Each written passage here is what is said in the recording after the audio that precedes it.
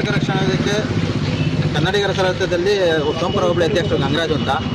ಏನು ಈ ಗಾಡಿ ಹುಡುಗೆರೆಯಿಂದ ಫಾಲೋ ಮಾಡ್ಕೊಂಬಂದು ಮಾರ್ಕೆನಲ್ಲಿದ್ದಾವೆಲ್ಲ ಸೈಡಾಗಿ ಬರ್ತಿದೆ ಏನು ಅಂತ ನೋಡಿದಾಗ ಆಮೇಲೆ ಇಲ್ಲಿ ಕೆಂಪಳ್ಳಿ ಟೋಲ್ ಬಸ್ ಸೈಡ್ ಹಾಕಿದಾಗ ಡ್ರೈವರ್ ಬಿದ್ದು ಈ ಸೈಡ್ ಓಡಾಗ್ಬಿಟ್ಟ.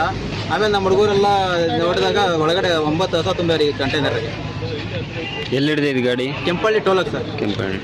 ನಮಸ್ಕಾರ, ನಮ್ಮ ಹೆಸರು ಗಂಗರಾಜ್ ಅಂತೇಳಿ ವಿಜಯಲ್ ಕೆಂಪಳ್ಳಿಯಿಂದ. ನಾವು ಕರ್ನಾಟಕ ರಕ್ಷಣಾ ಕನ್ನಡ ಸೇನೆಯಿಂದ ಕಾರ್ಮಿಕರ ಘಟಕದ ಅಧ್ಯಕ್ಷ ಆಗಿದ್ದೀನಿ. 3 ತಾಲೂಕು.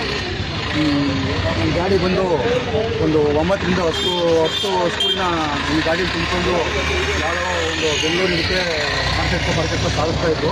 ನಾವು ಏನೋ ಒಂದು ಕೆಲಸದಲ್ಲಿ ಮಾಕಿನಹಳ್ಳಿಗೆ ಹೋಗಿದ್ದು. ಅಲ್ಲಿ ಮಾಕಿನಹಳ್ಳಿ ಹತ್ರ ಏನು ಗಾಡಿ ಗಾಡಿ ಓಡಿಸ್ಬೇಕಾದ್ರೆ ಅಲ್ಲಿ ನಮಗೊಂಚೂರು ಡೌಟ್. ಅಲ್ಲಿ ಗಾಡಿ ಚೆಕ್ ಮಾಡಿದಾಗ ಒಂದು 9 ಸ್ಕೂಲ್ ಅವ್ರ ಹೊರಗಡೆ ಎಲ್ಲ ಒಂದು ಮುಗ್ಲಿಗೆ ಒಂದು ಕಟ್ಟಿಸ್ಬಿಟ್ಟು ಹಿಂಸೆ ನೋಡೋಕ್ಕಾಗ್ತಿಲ್ಲ. ಹಂಗಾಗಿ ಅದನ್ನು ಗಾಡಿನ ನಾವು ನಮ್ಮ ಅಲ್ಲಿಂದ ವಾರ್ತಿದ್ದಾಗಲೇ ನಮ್ಮ ಹುಡುಗರಿಗೆ ಫೋನ್ ಮಾಡಿ ನರಸೀಪುರದ ಹುಡುಗರನ್ನೆಲ್ಲ ಕರ್ಸ್ಕೊಂಡು ಮತ್ತು ನಮ್ಮೂರು ಹುಡುಗರನ್ನೆಲ್ಲ ಕರ್ಸ್ಕೊಂಡು ಪೋಲ್ ಹತ್ರ ಬಂದುಬಿಟ್ಟು ಆ ಗಾಡಿನ ಹಿಡಿದುಬಿಟ್ಟು ಚೆಕ್ ಮಾಡಿದ್ದೆ. ಅವರು ತುಂಬ ಹಸ್ಕೊಳ್ಳೋದೆ. ಅದನ್ನು ನೋಡಿಬಿಟ್ಟು ನಾವೆಲ್ಲ ಸ್ಟಾಪ್ ಮಾಡಿ ಅವಾಗೆಲ್ಲ ಹುಡುಗರೆಲ್ಲ ಸೇರಿಕೊಂಡು ನರಸೀಪುರದ ಹುಡುಗರು, ಈ ರಕ್ಷಣಾ ವೇದಿಕೆಯರು ಎಲ್ಲರೂ ಸೇರಿಕೊಂಡು ಒಂದು ಸ್ಟಾಪ್ ಮಾಡಿ ಇಲ್ಲಿ ಸ್ಟೇಷನ್ ಹತ್ರ ಇನ್ಸ್ಪೆಕ್ಟರ್ ಫೋನ್ ಮಾಡಿ ಪೊಲೀಸರಿಗೆ ಫೋನ್ ಮಾಡಿ ಕರೆಸ್ಬಿಟ್ಟು ಈಗ ಗಾಡಿ ತಗೊಂಡು ಸ್ಟೇಷನ್ ಹತ್ರ ಎಫ್.ಐ.ಆರ್ ಮಾಡಿಸ್ತಾ ಇದ್ದೀವಿ. ಅವನು ಈ ಥರ ನೀಚ್ ಕೆಲಸ ಮಾಡಿಸ್ತಾವನೆ ಅಂದರೆ ಅವನಿನ್ನು ಅಪ್ಪ ಅಮ್ಮಂಗೆ ಹುಟ್ಟಿದ ನನ್ನ ಮಗ ಅಲ್ಲ, ಅವನು ಇಂದ್ರಿಗೆ ಹುಟ್ಟಿದ ನನ್ನ ಮಗ. ಅವನು ಆ ಜಾಸ್ತಾವನು. ಅವನು ಆ ಸ್ಕೂಲ್ ನೋಡಿದ್ರೆ ಹೊಟ್ಟೆ ಹೊಡಿತಾರೆ.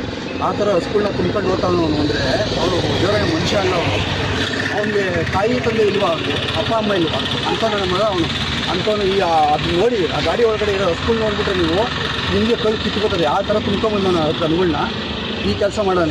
ಆ ಗಾಡಿ ಇವತ್ತು ಎಫ್.ಐ.ಆರ್ ಮಾಡಿ ಎಲ್ಲಿಂದನಾದರೂ ಇಲ್ಲಿ ಹತ್ರದಾಗಿರೋ ಗೋಶಾಲೆಗೆ ಕಳಿಸ್ಬೇಕು ಅಂತ ನಮ್ಮ ಪೊಲೀಸ್ ಇಲಾಖೆಗೆ ನಾವು ತಿಳಿಸಿದ್ವಿ. ಅದನ್ನು ಮಾಡ್ತೀವಿ.